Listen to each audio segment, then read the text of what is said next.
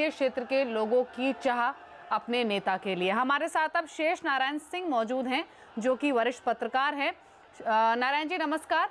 आप भी देख रहे होंगे किस तादाद में लोग वहां पर पहुंचे हुए हैं।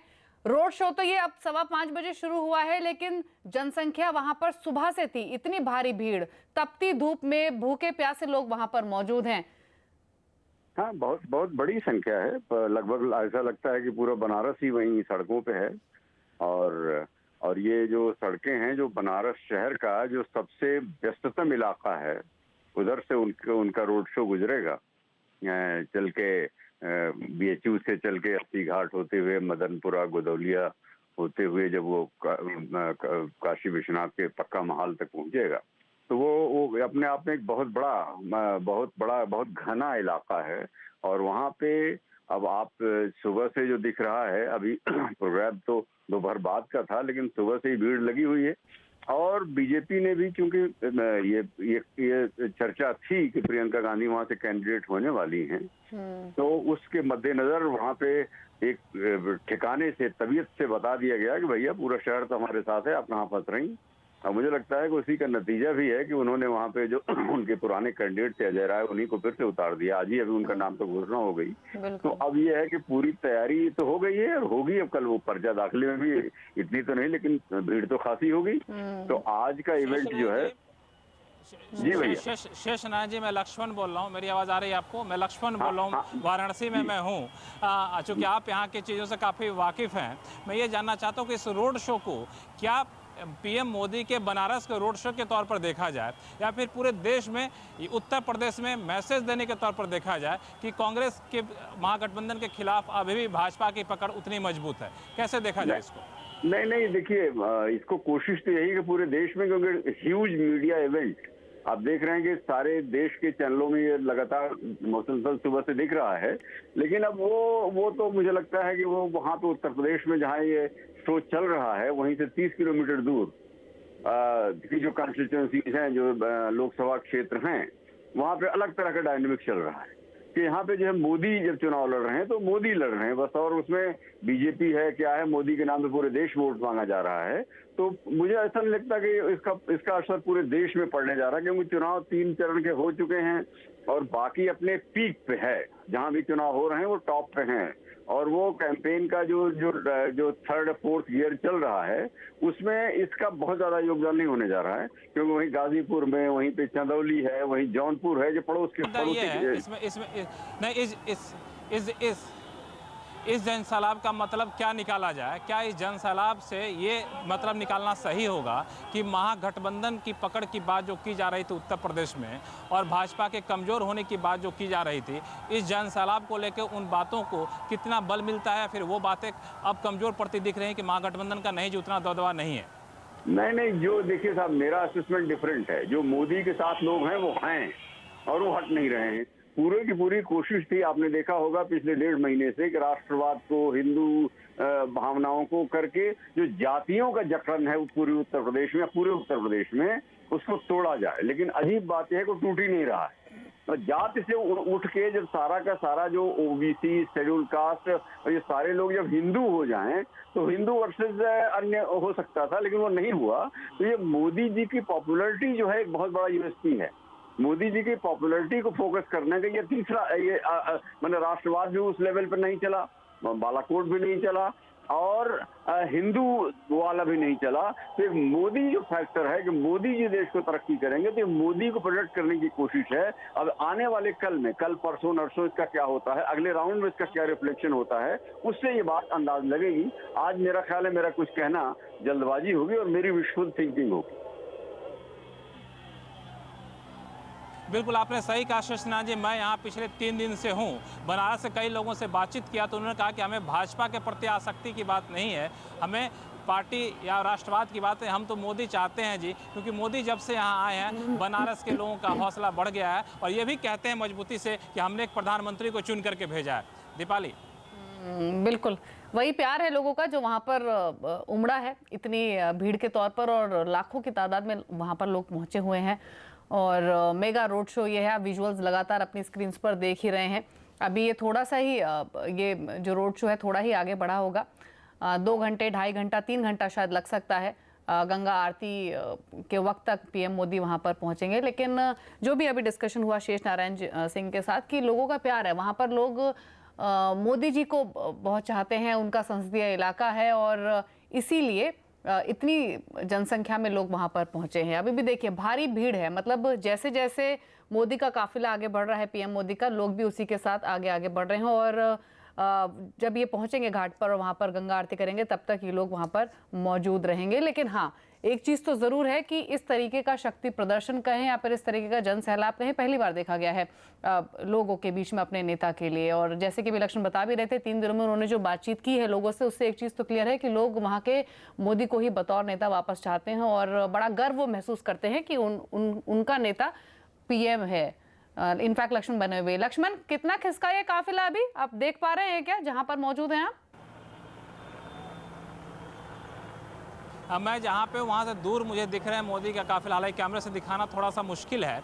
बता दूं कि अभी अभी जो गुजरे हैं लेकिन बहुत दूर नहीं पहुँच पाए। मैं जैसा बार बार कह रहा था कि जन सैलाब इतना ज़्यादा है, उमंग इतना ज़्यादा है कि उनके काफिले को आगे बढ़ने नहीं दिया जा रहा है, ये स्थिति हो गई है। तो अब इस 7 किलोमीटर के सफ़र को आगे चल के कोशिश की जाएगी कि जन सैलाब के बीच से रास्ता निकाला जाए, जल्द से जल्द पहुँचा जाए, क्योंकि आरती में, गंगा आरती में शामिल होना भी विजुअल अपॉर्चुनिटी के तौर पर देखा जाता है और प्रधानमंत्री चाहेंगे कि गंगा आरती में शामिल होकर के एक संदेश दिया जाए कि देखिए हम यहाँ भी आ गए हैं। लेकिन गंगा आरती सूरज ढलने के साथ ही शुरू हो जाता है। गंगा आरती 6:45 के आसपास शुरू होने वाला हो गया, तो उस बीच आपको पहुँचना होगा और वहाँ आपको रहना है और पूरी कोशिश यही होगी कि इस गंगा आरती तक हम पहुँच सके। हो सकता है 5-10 मिनट गंगा आरती को आगे ही बढ़ाया जाए, क्योंकि जब तक धूप रहती है, गोधूली मिला रहती है, तब तक गंगा आरती शुरू नहीं होती है। लेकिन बहुत देर तक आप गंगा आरती को टाल भी नहीं सकते हैं। इस वजह से कोशिश यही होगी प्रधानमंत्री की कि जन सैलाब को चीरते हुए जल्द से जल्द पहुंचे और गंगा आरती में शामिल हो। इनफैक्ट अब शरद प्रधान भी हमारे साथ मौजूद हैं, जो कि वरिष्ठ पत्रकार हैं। शरद जी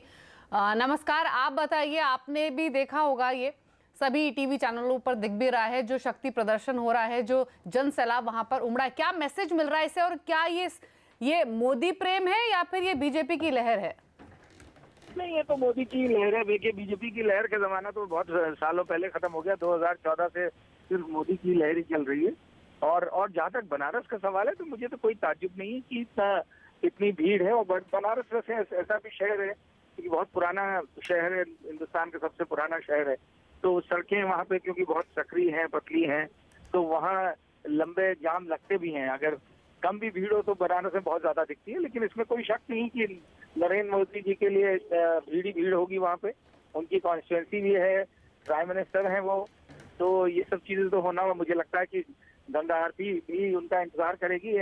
प्रधानमंत्री के लिए तो गंगा आरती भी थोड़ी डिले हो जाएगी, तो ऐसा तो कोई वो नहीं है। तो इसलिए ये सोचना कि भाई वहाँ बहुत ज्यादा जन सैलाब आ गया है और इतना कभी देखा नहीं गया, ये मुझे बिल्कुल सरप्राइजिंग नहीं लगता है कि उनके लिए इतनी भीड़ है वहाँ पे। तो होनी ये लाजमी है कि कोई भी प्रधानमंत्री हो और उसकी कॉन्स्टिट्यूंसी हो जहाँ जाता है तो इसी तरीके की भीड़ होती है। सालों में हमने बहुत देखा है। ठीक है। सीएनबीसी आवाज के मैनेजिंग एडिटर आलोक जोशी भी हमारे साथ मौजूद हैं। आलोक जी, आप भी देख रहे होंगे लगातार ये विजुअल, ये इस शक्ति प्रदर्शन को देखकर मतलब क्या कहेंगे आप? ये जैसे कि भी तमाम वरिष्ठ पत्रकार हमारे साथ जो मौजूद है वही कह रहे हैं ये सिर्फ मोदी प्रेम है, ये उनका संसदीय इलाका है, इसलिए लोग वहां पर इतनी भारी तादाद में उमड़े हैं। मतलब इसमें कोई शक नहीं है कि ये मोदी प्रेम है, इसमें क्या शक है? ये जो लोग निकले हैं इनमें से हो सकता है, मतलब ये जिस जगह की बात हो रही है, लक्ष्मण वहाँ मौजूद हैं, उनसे भी हम बात करेंगे तो पूछेंगे कि ये बनारस है, वहाँ लोग तफरी में भी बहुत सारे लोग खड़े हो जाते हैं, कुछ भी करिए भारी भीड़ जमती है। लेकिन इतनी भारी भीड़ जिस तरह से सड़क पे जो दिख रहा है कि खोपड़ियाँ दिख रही हैं, वो इसलिए नहीं आती हैं कि कोई तमाशा चल रहा है बीच में जुट गए, उसमें 10-20 आदमी जमा हो जाते हैं। ये जाहिर है बहुत सारे लोग आए हैं, बहुत सारे लोग लाए गए होंगे पार्टी में। प्रधानमंत्री जिस जगह चुनाव लड़ने जा रहे हैं वहां उनके समर्थकों का दायित्व तो बनता है कि एक इतनी बड़ी भीड़ जुटा के दिखाएं कि वो कल की हेडलाइन बननी है। अगर भीड़ नहीं होगी तब भी हेडलाइन बनेगी, बिल्कुल, और भीड़ होगी तो बनेगी। आलोक सर जो कह रहे हैं, हाँ, आलोक जी जो कह रहे हैं वो बिल्कुल जो आलोक जी कह रहे हैं बिल्कुल सही कह रहे हैं। जो हमारे एक साथी अभी गोरखपुर से ट्रेन से वाराणसी आ रहे थे, उन्होंने कहा कि स्थिति ये थी कि रिजर्वेशन वाले बोगी में, AC 2 टायर में, AC 3 टायर में लोगों को उठा करके भाई साहब बस बनारस तक तो ही चलना है, आप मुझे बैठने दीजिए। बैठना पड़ा। और जब वो साथी उतरने लगे तो कहा कि प्लेटफॉर्म कहाँ है, तो पता चला प्लेटफॉर्म से 4 डब्बा पीछे उनकी बोगी है। क्यों भाई? कई सारी एक्स्ट्रा बोगी जोड़ दी गई और उस एक्स्ट्रा बोगी के चक्कर में प्लेटफॉर्म से बाहर ट्रेन निकल चुकी थी और फिर लोग उतर करके परिवार बच्चे निकल जैसे तैसे करके वहाँ से निकले। तो ये बाहर, ये जाहिर तौर पे बनारस की सिर्फ और सिर्फ बनारस की भीड़ नहीं है, ये आसपास के जिलों के, जैसा आलोक सर कह रहे थे, आसपास के जिलों से भाजपा कार्यकर्ताओं को, नेताओं को जिम्मेदारी दी गई होगी कि आपको यहाँ आना है। और मुझे लगता है गुजरात के भी कई लोग मिले यहाँ पे इस रैली में, ये भी आश्चर्य की बात है। गुजरात के कई लोग मिले, कई दिल्ली से आए हुए मिले, तो आसपास के शहर की भी काफ़ी बड़ी संख्या में लोग यहाँ पे मिले। हाँ, मतलब इसको आश्चर्य नहीं कहना चाहिए लक्ष्मण। कहा जाता है कि आप जब भी हाँ, लक्ष्मण बात पूरी करिए। बनारस के बारे में ये भी कहा जाता है कि जब कोई किसी धंधे के काम कर रहा हो, कोई दुकान खोल के कुछ ग्राहक को सामान बेच रहा हो, इसी बीच किसी चौराहे पे कोई बातचीत चल रही हो, तो अपना काम छोड़ के उस चौराहे पे चला देखने की आखिर बातचीत क्या हो रही है, उस बातचीत में मशगूल हो जाता है। तो यहाँ के लोग बातचीत, डिबेट, डिस्कशन में इतने ज़्यादा मशगूल होने के आदी हैं कि वो भीड़ वगैरह के आदी पड़ चुके हैं, तो अपना धंधा भी छोड़ने को तैयार हो जाते हैं। तो ये तो स्थिति होती है। ये तो है। तो भीड़ उसी वजह से उभरी में। लेकिन एक चीज़ अभी लक्ष्मण भी थोड़ी देर पहले जिक्र कर रहे थे आलोक जी कि उत्तर प्रदेश का चुनाव इस बार के चुनाव में बहुत ही महत्वपूर्ण है। हालांकि ये सिर्फ एक क्षेत्र है और इस क्षेत्र से पूरे राज्य के लोगों की भावनाओं को जज करना मुश्किल है, बट फिर भी कोई मैसेज जो आपको लग रहा है निकल कर आता है इससे? मैं उत्तर प्रदेश का रहने वाला हूँ दीपाली, क्योंकि मैं वहाँ बड़ा हुआ हूँ। तो बचपन में जहाँ मैं पैदा हुआ वो भी उत्तर प्रदेश था, वो उत्तराखंड है। जहाँ से मैं आता हूँ पारिवारिक तौर पे वो भी उत्तराखंड है, तब उत्तर प्रदेश था। तो यूपी का रहने वाला हूँ। ये बात वहाँ बचपन से पढ़ाई जाती है, सिखाई जाती है। हम सब कहते हैं साहब यूपी से ही भारत की राजनीति की दिशा और दशा तय होती है। और ये चाहे हो रही हो या ना हो रही हो, ये वहाँ रहने वाले तो मानते ही हैं कि हम ही तय कर रहे हैं। तो इस बार खास तौर पे है क्योंकि पिछले चुनाव में जिस अंदाज में यूपी ने भारतीय जनता पार्टी को सपोर्ट किया, जितनी बड़ी संख्या में वो जीत हासिल की, वो उसका बहुत बड़ा किला एक तरह से है। और नरेंद्र मोदी ने हिम्मत दिखाई थी, गुजरात छोड़ के गए और बनारस से चुनाव लड़े। उन्होंने भी ये समझ लिया था कि उत्तर प्रदेश को जीतना बहुत जरूरी है अगर मुझे इस देश को जीतना है। तो उत्तर प्रदेश भारत के नक्शे में दिल की जगह पे है। उसको भारत का हृदय प्रदेश कहा जाता है कि ये भारत का दिल है, और इसीलिए वो भारत का दिल जीतने वहां गए थे। इस बार हम इस भीड़ को इस हिसाब से देखें कि उत्तर प्रदेश मोदी जीत रहे हैं या नहीं जीत रहे हैं, ये मुझे नहीं लगता है कि ये समझने की बात है। बनारस में मोदी जी का होना, जैसा मैंने पहले कहा, लक्ष्मण ने कहा, गुजरात से भी लोग आए। पहले भी हमने पाया है, इंदिरा गांधी चिकमगलूर चुनाव लड़ने गई थी तो उनके लिए उत्तर भारत से तमाम लोग जाते थे। कुछ ऐसे लोग थे जो हर चुनाव में जहां वो चुनाव लड़े, जहां रैली करें, वहां जाएं। आपने भारतीय टीम का एक ऐसा सपोर्टर देखा होगा, अब नहीं दिखता है, पिछले कुछ समय पहले तक था, कि इंडियन टीम जहां मैच खेलती थी वहां वो जाकर भारत का झंडा लेके हिलाता था। तो इस तरह के लोग, उत्साही लोग भारत में पाए जाते हैं जो हर भीड़ में शामिल होते हैं।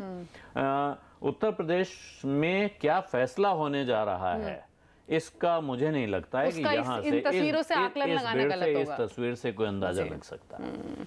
चलिए ठीक है, अभी एक छोटे से ब्रेक के लिए रुक रहे हैं, चल वापस लौटेंगे।